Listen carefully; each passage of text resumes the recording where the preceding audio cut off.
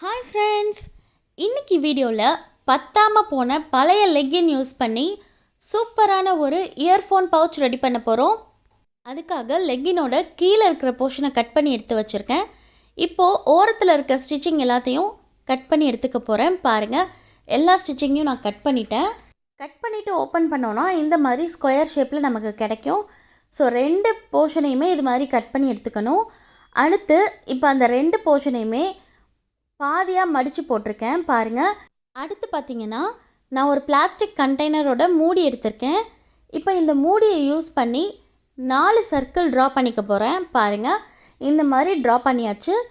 இப்போது இந்த 4 சர்க்கிளையுமே நம்ம கட் பண்ணி எடுத்துக்கணும்.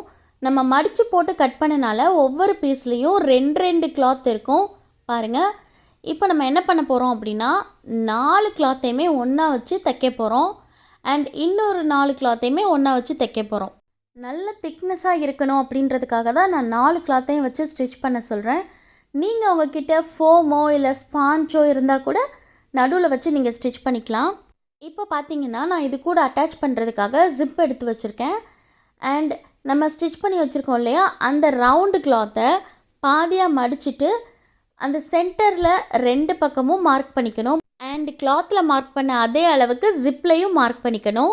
அடுத்து ஜிப்போட பிரெத்துக்கு ஏற்ற மாதிரி ஸ்ட்ரைட்டாக 4 ஸ்ட்ரிப்ஸ் கட் பண்ணி எடுத்து வச்சுருக்கேன்.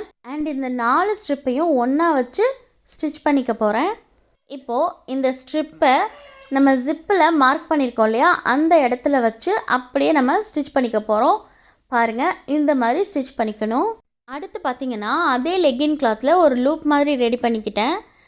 இப்போது 2 சர்க்கிளையும் தனித்தனியாக ஜிப்போட ஓரத்தில் வச்சு பொறுமையாக தச்சு எடுக்கணும்.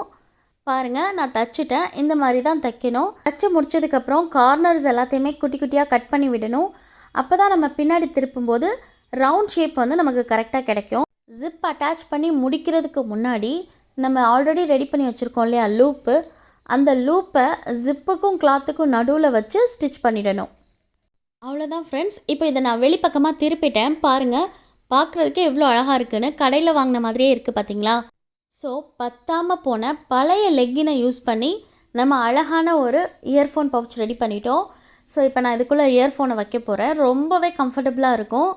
அண்ட் நம்மளோட இயர்ஃபோன் வந்து எந்த ஒரு டேமேஜும் இல்லாமல் இருக்கும். பாருங்கள், வச்சாச்சு.